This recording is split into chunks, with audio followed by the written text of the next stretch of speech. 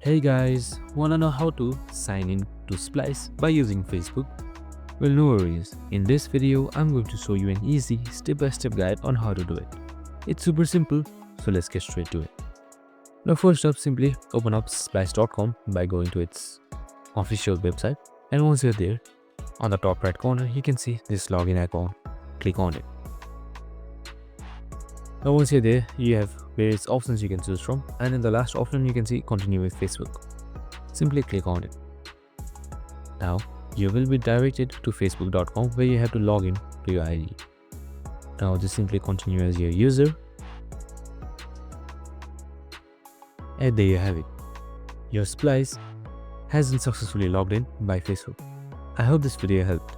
If it did, make sure to like, subscribe, tune in with us for more of these videos. See you in the next one.